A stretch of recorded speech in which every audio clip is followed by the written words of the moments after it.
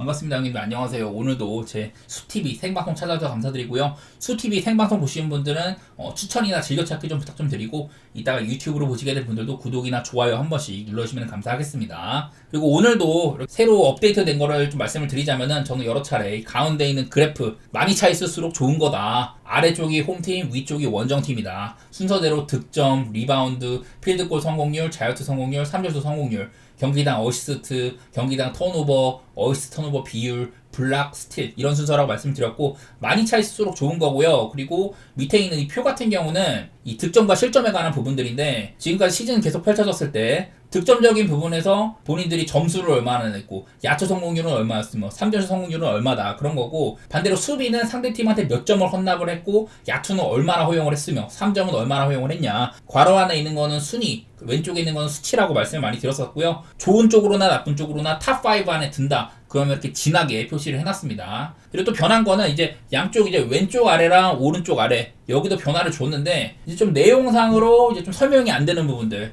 여기 예를 들면 이제 D라고 써있는 건 이게 디펜시브 레이팅이고요. 이런 것도 전부 다 5손가락 안에 들면은 기록을 했습니다. 그리고 인디 같은 경우는 페인트존 득점, 상대 인사이드에서 득점이 많다, 리머텍이 많다, 이런 얘기를 했는데, 수치상으로도 페인트존 득점이 전체 3등, 이런 얘기를 했었고, 그리고 최대한 이제 상대의 야투를 억제를 못해. 인디애나랑 붙는 팀들은 평균적으로 93.15의 야투 시도를 한다. 인디애나도 많이 던지는 팀이지만 상대도 많이 던지게끔 허용을 하는 팀이라는 거예요. 이렇게 좀 벤치도 많이 활용을 한다, 이런 거고, 올랜도 같은 경우는 뭐 현재 오펜시브 레이팅이 거의 뭐 밑바닥이고, 대신에 디펜시브 레이팅은 좋다, 뭐 이런 거고요. 반대로 이제 그 인디애나는 상대팀을 던지게 냅둔다 그랬는데, 올랜도는 상대를 최대한 못 던지게 하는 팀입니다. 지금 여기 올랜도의 3점슛이 29등이라고 적혀있는데, 그에 반해서 3점슛 시도 자체는 경기당 40회가 넘어요. 거의 한 5손가락 안에 드는 편인데, 근데 효율이 안 나오게 던진다, 이런 느낌이라고 봐주시면 될 것 같습니다. 어쨌든 왼쪽이랑 오른쪽 아래는 수치적으로 이거를 보완할 수 있는 그런 것들을 새로 적어놨습니다. 참고해 주시면 좋을 것 같고, 자, 뭐 첫 경기 인디애나 대 올랜도 한번 해보면은, 자, 지금 인디애나는 뭐 니스미스가 직전 경기도 결장을 했다, 그래서 베네딕트 메서니 선발로 나서면은 다소간에 좀 공격적인 운영이 되겠다, 이런 소식들을 전해드렸었는데, 댈러스랑 붙어가지고 아주 화력전을 했었었죠. 그런 점들은 보인다. 내일도 뭐 네마드가 나올지 안 나올지는 모르지만은, 기본적으로 인디애나는 다시금 좀 공격팀의 색깔이 보이는 것 같아요. 그리고 올랜도는 이제 벤케로를 잃었다고 했었는데, 공격에 중추가 된 선수가 없는데, 지금 웬델 카터 주니어까지 없거든요. 저는 그러면은 이제 비타제나 모리츠 바그너, 이런 좀 느릿느릿한 선수들이 센터 자리에 설 거다, 이런 얘기를 했는데, 이게 지금 조나단 아이작이 경기당 20분 소화가 어려운 이런 상황이 있어가지고, 올랜도의 수비력이 지금 수치는 좋게 찍히지만은 글쎄 이게 다 안 드러날 가능성이 조금 있어 보이긴 하거든요. 그래서 수비적인 강점을 조금 잃을만 하다. 더구나 지금 공격 수치 상으로 인디애나는 뭐 점수 뽑는 거나 야투율이 최상위권으로 나오는데, 그에 반해서 올랜도는 지금 공격 수치가 전부 다 하위 쪽에 이렇게 위치를 해 있단 말이에요.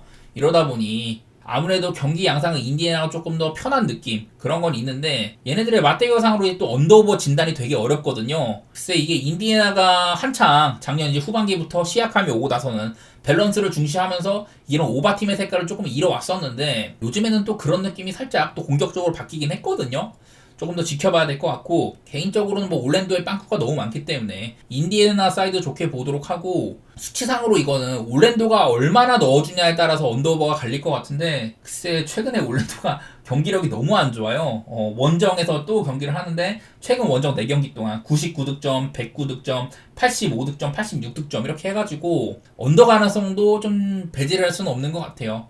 이거는 올랜도가 몇 점을 넣어주냐에 따라 달린 그런 경기인 것 같고요, 언더오버는. 다음 경기 샬럿 대 디트로이트. 작년에 비해서 얘네 둘 다 비교적 나아졌어요. 아무래도 샬럿은 라멜로가 있을 때는 특히 공격적인 부분이 평소보다 많이 좋아진다, 이런 얘기들을 했었고, 디트로이트는 그냥 대놓고 작년보다 애들이 전반적으로 건강한 편이고 경기력이 꽤나 나오고는 있죠. 근데 이 중에 샬럿이 그 제가 이제 리그에서 오펜시브 리바운드가 가장 많았었고, 그리고 3점슛 시도나 3점슛의 득점 빈도, 이런 것들이 되게 높다고 했었는데, 직전 경기는 마크 윌리엄스에 이어서 그 닉 리차즈까지 결장을 해가지고 샬럿의 인사이드가 굉장히 낮아졌다, 이런 얘기들을 했더니 바로 오펜시브 리바운드가 엄청 떨어졌습니다. 원래 이 자리에 그랜트 윌리엄스를 쓰다가 이제 타지 깁슨, 그나마 조금 높이가 높은 선수를 배치를 했는데, 아무래도 깁슨이 나이도 너무 많고 다른 선수들만큼 활동량을 보여주기가 어려워요. 그래서 샬럿은 본인들의 강점, 본인들의 플레이 스타일, 최대한 많이 외곽을 던지고 오펜시브 리바운드 바탕으로 재차 또 3점을 던지는 이런 농구를 한다고 했었거든요. 수치적으로도 여기 많이 나옵니다. 3점 슛 시도가 리그에서 두 번째로 많고 페인트존 득점은 거의 뭐 가장 낮은 수준이거든요. 이렇게 외곽을 많이 던지는 샬럿인데 글쎄 지금은 이런 강점들이 조금 나오기 어려운 그런 순간들이 있습니다. 반대로 디트로이트는 리그에서 페이스가 가장 느린 팀 중에 하나고 야투 지도도 적게 하고 그리고 뭐 턴오버도 많이 이렇게 좀 발생을 한다. 이래갖고 디트로이트가 조금 엉망진창인데 일반적으로는 조금 언더 게임을 많이 제조하는 편이거든요. 디트로이트는. 그리고 얘네들 역시 가지고 있는 자산들에 비해서 드라이브인 비율은 조금 낮고 상대팀도 최대한 못 던지게 한다. 서로 늠농구를 펼치는 이런 느낌인데 아무래도 이거는 샬럿이 지금 센터진을 많이 잃어가지고 안 그래도 지금 수비가 잘 안 되는데 더 안 될 가능성이 있다. 원래 뭐 라멜로가 있으면은 그 팀의 이제 실점 같은 것들이 더 많아진다고 했었고요. 지금 디트는 안 그래도 듀렌이 엄청난 활약을 해주고 있는데 내일은 또 샬럿의 인사이드를 듀렌이 조금 공략할 만한 것 같아요. 개인적으로는 둘 다 이제 작년보다 이런 게임의 양상들이 좋아지긴 했지만은 아무래도 저는 디트 쪽을 조금 더 선호할 것 같고 그리고 언더오버는 되게 고민거리인데 이거는 샬럿 색깔로 봐야 할지 디트로이트 색깔로 봐야 할지 그런 생각들이 많이 듭니다만은 아무래도 샬럿의 인사이드가 많이 지금 조금 낮아진 점들 수비력이 약화된 점들 안 그래도 약한데 그런 점들이 디트로이트 입장에선 플러스인 것 같고 저는 디트 쪽으로 좋게 보고 그리고 좀 오바 게임 쪽으로 생각해 보겠습니다. 샬럿 경기가 221이면은 샬럿이 진짜 엄청 안 터지는 게 아니라면은 가볼 만은 한 것 같아요. 그 다음 경기 애틀랜타 대 뉴욕 경기도 있는데 이것도 지금 애틀랜타가 조금 이제 구성상으로 약간은 문제가 있는 상황이긴 합니다. 내일은 뭐 디안드레 헌터가 나올지는 모르겠지만 자카리 이샤세가 선발로 나오는데 너무 지금 야투가 되게 별로죠. 그런 부분들이 거슬린다 이런 얘기들을 해야 되는데 보시다시피 애틀랜타는 페이스가 세 번째로 빠르고 트레이 형이 원래 턴오버가 많은 선수인 만큼 턴오버 개수도 많고 수비가 참 안 된다는 게 이렇게 많이 느껴지고 있어요. 그런 팀인데 그래서 뭐 지금 이제 애틀랜타 같은 경우는 실점이라든지 3점슛 허용 이런 것들이 눈에 띄는데 반대로 뉴욕은 지금 3점슛이 리그에서 성공률이 1등입니다. 야투 성공률도 5등 안에 들고 반면에 뉴욕이 생각보다 수비가 안 되거든요. 작년에 이제 아누노비가 트레이드가 됐을 때 뉴욕이 리그에서 가장 좋은 수비팀이었던 순간들이 있었다. 근데 그런 부분들이 하텐슈타인 대신에 타운스로 바뀌면서 잘 안 나오고 있어요. 지금도 보시면은 리그에서 골밑 수비, OPT 내 야투 이런 허용률이 리그에서 가장 높아요. 이 정도로 뉴욕이 인사이드 수비가 안 된다라든지 이런 것들이 많이 보이긴 하는데 뉴욕은 일단은 느린 팀이고 애틀랜타는 꽤 빠른 팀이에요. 그리고 뉴욕은 이렇게나 벤치 출전 시간이 가장 낮을 정도로 탐 티보드 감독이 주전들을 최대한 많이 굴린다.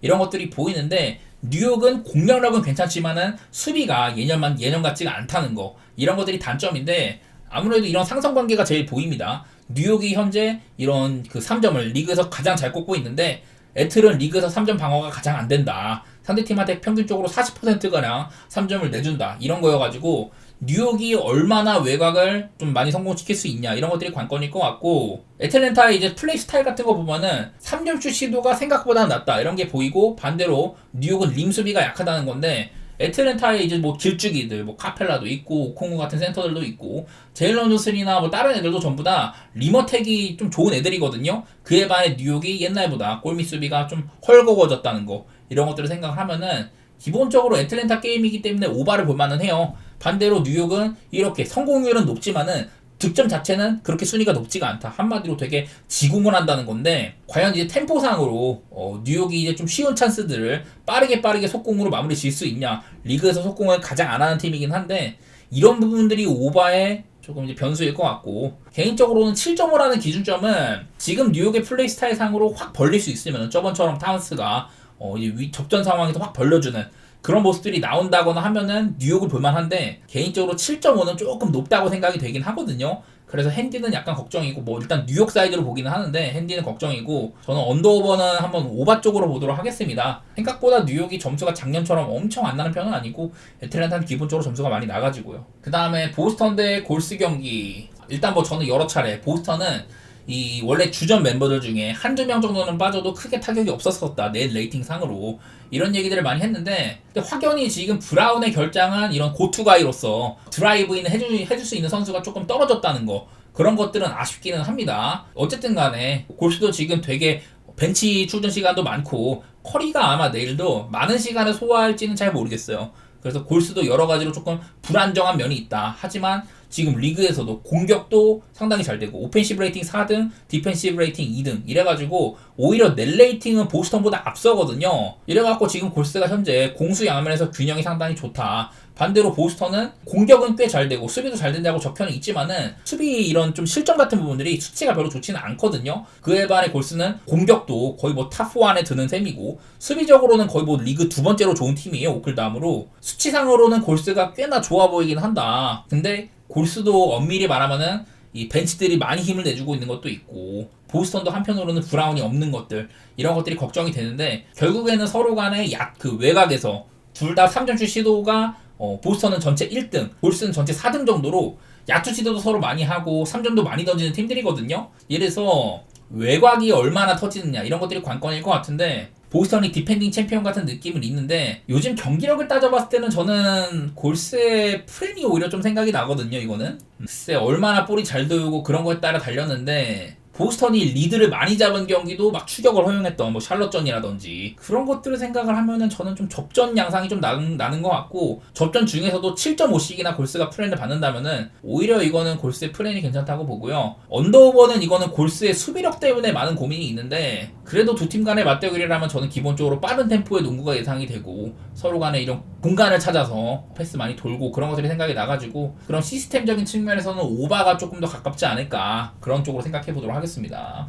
그리고 다음이 이제 뉴올리언스 대 클리블랜드 경기인데 이거는 뉴올리언스가 일단 너무 공백이 많죠. 직전 경기도 이제 또 자이언도 결장하고 호킨스까지 빠져가지고 이 선발 라인업이 알바라도에다가 브보주에다가 로빈슨 잉그램, 미시 이렇게 썼는데 워낙에 지금 결장도 많고 원래 주전들도 결장이 상당히 많은데 벤치 에이스들까지 선발로 끌어다 썼다. 그래서 되게 지금 경쟁력이 떨어져 있거든요. 뉴올이. 그런 점들이 많이 아쉽다. 이런 생각들이 나는데 뭐 득점 같은 것들도 생산성이 상당히 좋지가 않고 수비적으로도 상대를 최대한 못 던지게 해가지고 실점 자체는 순위권 안에는 없지만은 이 야투 허용률이나 3점 허용률이 전부 다 밑바닥을 기고 있다. 이 와중에 클리블랜드는 뭐 지금 지던 경기까지 뒤집기도 하고 워낙에 좀 체력 소모가 있어가지고 아쉽긴 하지만은 그래도 클리블랜드는 8전 전승이고 공격 지표에서 전부 다 최상위권에 위치를 해 있거든요.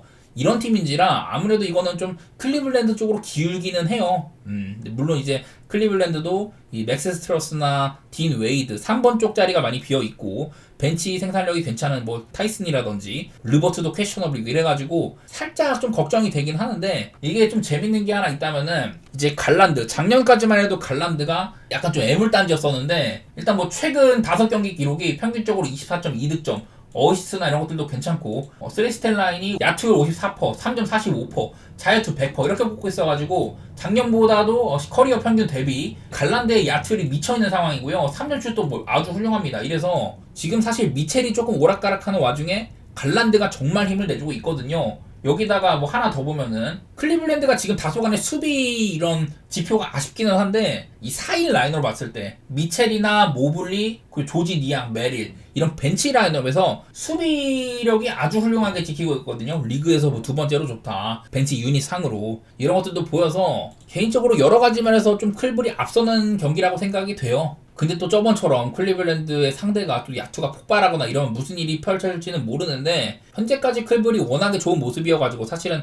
한 번쯤 부러질 때가 됐지만 그 상대가 이렇게나 부상 병동인 뉴올일 것이냐 그거는 좀 아니라고 보고 저는 클블 사이드 좋게 보도록 하고 언더오버는 오바의 색깔을 조금 더 생각해 보도록 할게요. 내일 뉴올이 얼마나 또 많은 선수가 결장할지는 모르겠으나 기본적으로 클블도 작년만큼 수비 선택지가 아주 좋지는 못하다 이런 것들이 생각이 나가지고 저는 오바 쪽으로 좀 보겠습니다.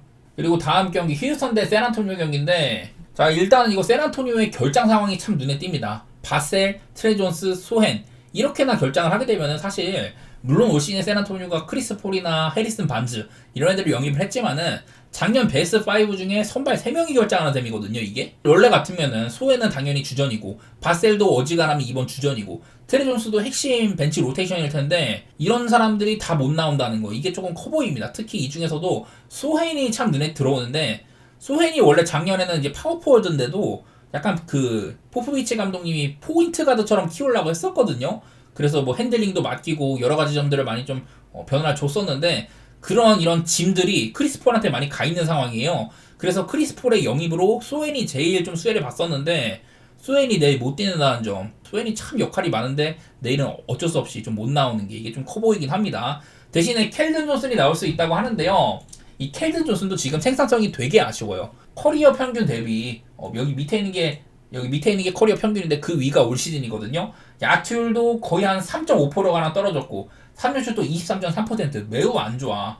이래서 생산성도 별로고 이래서 내일 샌안토니오의 이런 공백들이 참 눈에 들어오는데 물론 지금 휴스턴도 뭐 딜런 브룩스가 못 나올 수 있다고 하지만은 이 자리는 뭐 탈이 이슨이라든지 공격력 좋은 포워드가 하나 있는데 이름이 기억 안 나네. 하여튼 그 친구가 뭐 채울 수도 있기는 해요. 지금 뭐 탈이 이슨이 나오면은 잘하는데 뭐 퀘셔너블인 점 이런 게 아쉽긴 하지만은 어쨌든 이런 선발 상황은 휴스턴이 조금 더 좋고 지금 휴스턴이 리그에서 리바운드를 가장 많이 잡는 팀이에요. 오펜 리바운드를. 그리고 또 샌안토니오는 웬베냐마가 이제 좀 박스아웃으로 고전을 하게 되면은 작년에도 오펜을 꽤나 내줬었는데 오펜을 많이 잡는 만큼 야투 시도도 가장 많고 이런 팀입니다. 휴스턴이. 대신에 야투율이 너무 똥쓰레기여가지고 득점을 그만큼 못 빼내는데 그래도 생각보다 뭐 수비력 같은 것들은 괜찮게 찍힙니다. 대신에 샌안토니오는 아무래도 폴이 오면서 지금 페이스도 느려지고 야투 시도도 적게 하고 이러면서 득점 자체는 좀 적거든요. 3점도 안 터지고 있고 대신에 수비만큼은 훌륭하게 지키고 있다. 외곽 수비는 안 되지만은 웬메냐마가 지키는 인사이드 수비는 잘 되고 있다. 이런 것들이 보이는데 이게 원래 214.5였는데 2점이나 지금 기준점이 줄어버렸어요. 212.5인데 이 정도면은 참 가기 불편하기는 해. 지난번에 얘네들이 맞붙었을 때도 아마 214.5가 줬는데 그때는 207점이 났거든요. 얼마 전에. 그래서 고민이 많이 되는데 일단 기본적으로 6.5 되게 빡세요. 얘네들의 맞대결은 조금 접전 양상이라든지 한쪽으로 크게 쏠리는 그림이 작년에도 많이 없었거든요. 그래서 좀 걱정인데 일단은 아무래도 결장 상황 같은 거 생각을 하면은 휴스턴을 보는 게 맞다는 생각은 들고 언더오버는 아무래도 212.5로 떨어졌어도 두 팀의 색깔상으로는 언더 보는 게 맞아 보이기는 해. 근데 기준점이 너무 낮긴 하다. 그런 것만 생각해 주시면 좋겠습니다. 그 다음에 멤피스 대 레이커스 경기. 자, 보시다시피 지금 멤피스는 베인이나 스마트가 빠져있기도 하고 벤치 자원도 상당히 많이 빠져있다. 이런 상황이어가지고 멤피스가 스쿼드 운영이 굉장히 어렵습니다. 내일도 레이커스가 아마 이제 AD 직전 경기 때 발목 부상을 당해가지고 뛸 수 있을지 잘 모르겠어요. 원래 앤서니 데이비스는 이제 그 발목 쪽에 문제가 계속 있었는데 지금 비슷한 부위를 다친 상황입니다. 지금 레이커스에서 앤서니 데이비스가 가장 1옵션으로 활약을 해주고 있거든요. 이런 것들 한번 보면은 AD는 작년에 비해서 필드골 시도가 그 3회 정도 늘어났고요. 득점은 평균 8점이 올랐다. 이런 상황이에요. 그리고 이런 뭐 야투 성공률 같은 것도 얼추 살펴보면은 커리어 평균 대비 거의 뭐 5%가량 높고 3점은 별로 신경 안 써도 되고 평균 득점도 지금 상당히 높습니다. 원래 레이커스 와서는 보통 이제 2옵션으로 활약을 했는데 레딕이 오면서는 AD를 1옵션으로 많이 쓰고 있거든요. 그래서 인사이드로 많이 침투도 시키고 이러고 있는데 내일 그런 앤서니 데이비스가 못 나올 수도 있다. 이게 레이커스의 가장 큰 불안 요소예요. 그래서 만약에 이게 앤서니 데이비스가 못 나온다고 하면은 안 그래도 지금 모란트가 거의 뭐 뉴스에 나올 법한 360도를 회전해가지고 레이업 꽂아놓고 그런 하이라이트 필름들이 많이 나오는데 기본적으로 이제 모란트가 있기 때문에 멤피스는 드라이브인 시도도 많고 상대 페인트 존에서의 득점도 리그 1위입니다. 이렇게나 인사이드를 많이 파고드는 그런 것들도 보이고 3점슛 시도도 생각보다 많지는 않다. 근데 이건 레이커스도 비슷해요. 레이커스가 작년에는 드라이브인이 굉장히 순위가 높았는데 올 시즌에는 드라이브인이 그렇게 많지는 않지만은 여전히 3점슛 시도는 리그 꼴찌 이런 팀입니다. 외곽을 잘 안 던지는 팀이야. 아무래도 팀에 르브론이나 AD가 있기 때문에 그런 것 같은데 역시나 지금도 페인트존 득점은 상당히 좀 높은 편이고 이래서 두 팀 다 외곽보다는 인사이드 공략을 많이 하는 팀들이거든요. 근데 이거는 또 멤피스에는 자책주가 레이커스에는 AD가 있다. 둘 다 좋은 수비수를 달고 있는데 이 와중에 레이커스에서 AD가 만약에 빠진다. 그러면 확연하게 멤피스 쪽으로 좋은 신호입니다. 분명히 저는 이 레이커스가 올 시즌에 AD가 공격면에서도 많이 활약을 하기 때문에 수비적으로 여전히 AD는 좋은 선수긴 합니다만은 이 야투 허용률이 꽤나 높아요. 반대로 멤피스는 야투 성공률이 꽤나 높다. 인사이드에서도 많은 것들을 해줄 수 있다. 이런 상황이어가지고 안 그래도 레이커스가 AD가 공수 양면에서 부담이 많다 보니까 수비적인 기여가 수치상으로는 좋게 안 찍히거든요. 근데 만약에 내 AD가 빠진다. 그러면은 레이커스는 좋은 림 프로텍터가 거의 없어요. 잭슨 헤이즈 같은 애들 해봤자 높이만 높지 사실 수비적으로 쓸모가 그렇게 없는지라 만약에 내일 AD가 없으면은 레이커스는 지금 선발 라인업이 전부 다 수비가 조금 마이너스인 선수들이 많이 생기거든요.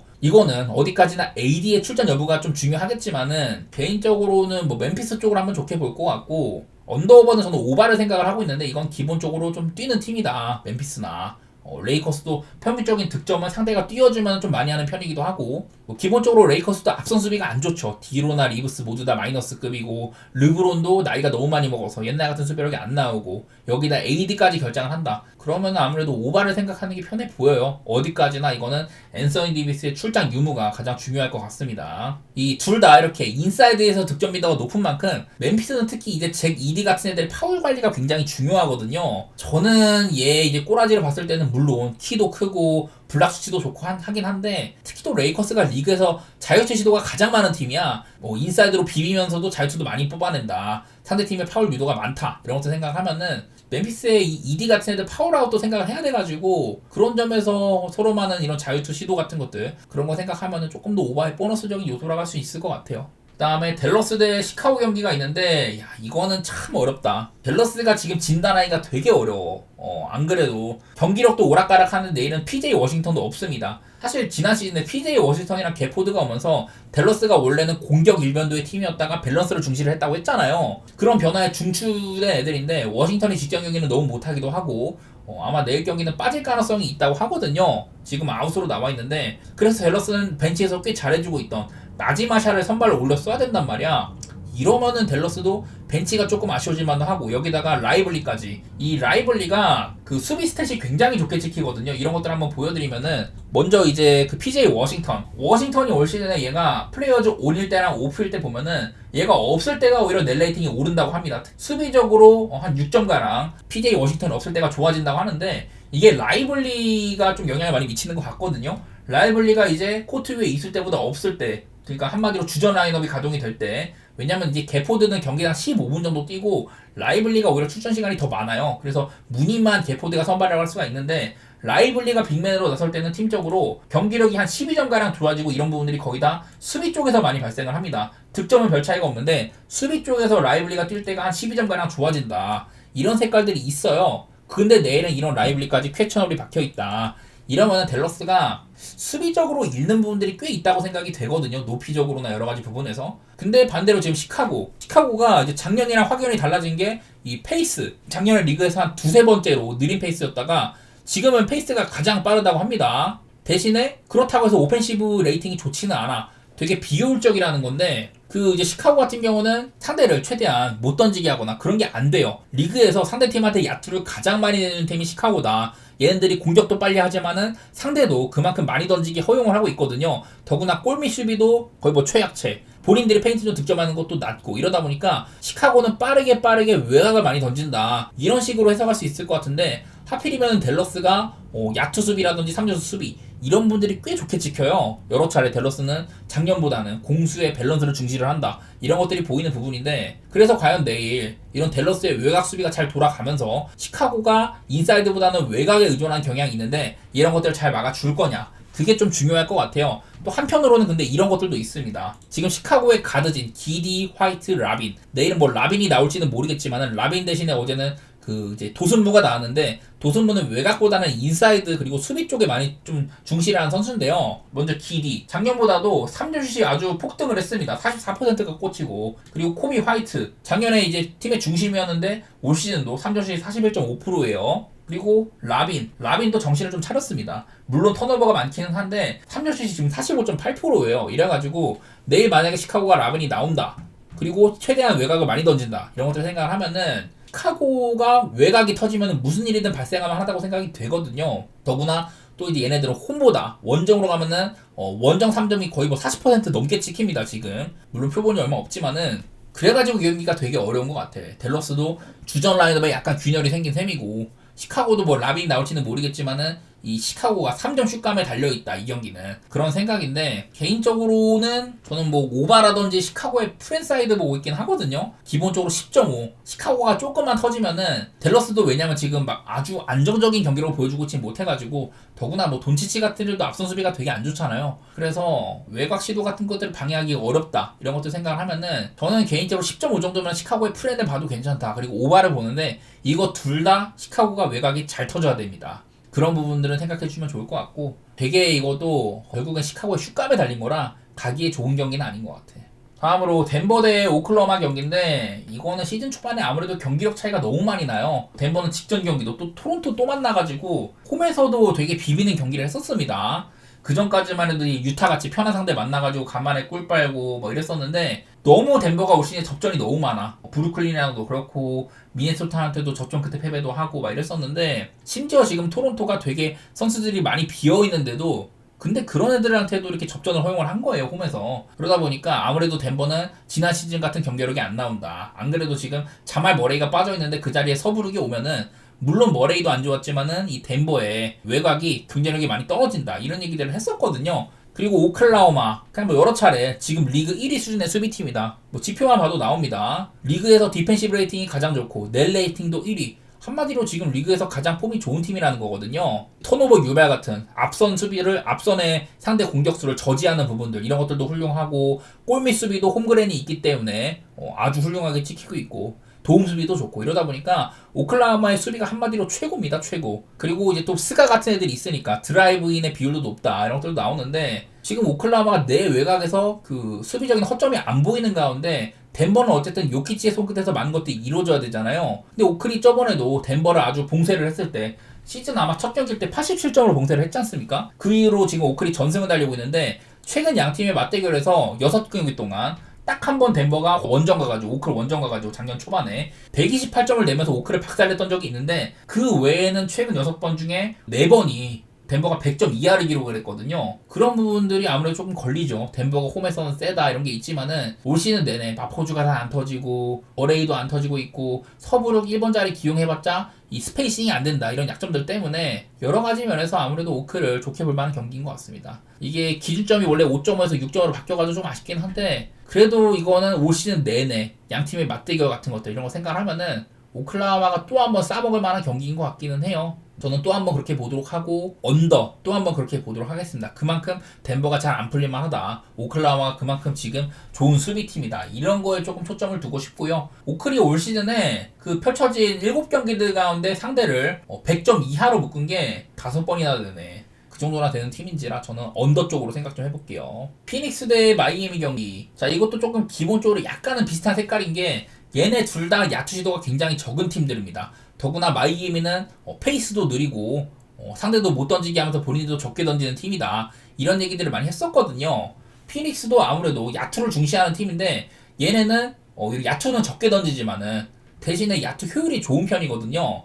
그리고 이제 페인트존 득점, 인사이드에서 득점보다는 아무래도 팀에 뭐 부커, 빌, 듀란트, 그레이스 날렌 이런 애들이 있다 보니까 조금 더 외곽의 시도가 많은 편입니다. 이런 차이들이 조금 있는데 이게 피닉스가요 생각보다 눈에 띄는 게 뭐냐면은 얘네들이 아까 잠깐 봤던 지표인데 이런 것들이 있어요. 피닉스가 저는 시즌을 앞두고 이런 타이어스, 존스, 부커, 빌, 듀란트, 너키치 이 라인업이면 수비가 굉장히 형편없을 거다 이런 예측을 내놨었는데 지금 아까 이렇게 말했었던 4명의 유닛이었을 때 타이어스, 존스, 부커, 로이스 오닐, 케빈 듀란트 이런 애들이 4명이 코트 위에 있을 때는 수비가 리그에서 4번째로 좋다고 하거든요. 그래서 클러치 때 오니를 많이 쓰는 것도 그렇고 라이언 던 같이 빌 자리에 라이언 던이 들어오면은 피닉스 수비가 꽤나 좋다 이런 얘기를 했었는데 타이어스 존스가 껴있는데도 이 정도 수치가 나오네요. 무튼 피닉스는 수비 스킴이 좋은 데도 있다 이런 지표도 있기는 해요. 그래서 지금 피닉스가 리그에서 상대 야투를 4번째로 잘 억제를 하고 있다 이런 것들이 나오거든요. 반대로 마이애미 역시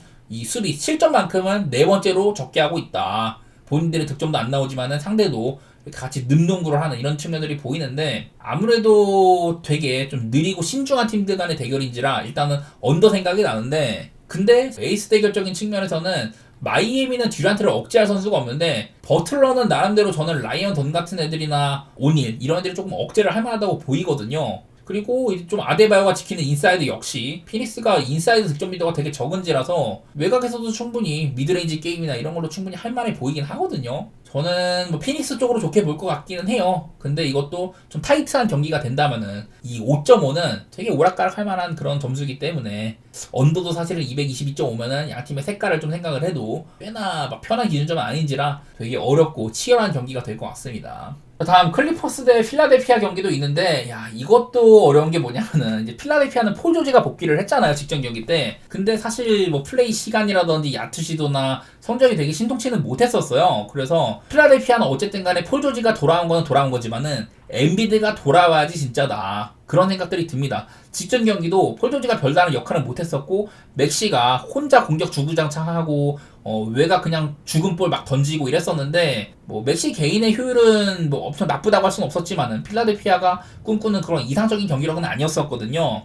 그래서 필라델피아는 이 폴 조지의 복귀가 사실은 아직까지는 엄청 플러스까지는 안 보인다. 이런 생각들이 나오는데, 클리퍼스는 제가 맨날 얘기하지만 하든의 손끝에서 많은 것들이 나와야 된다.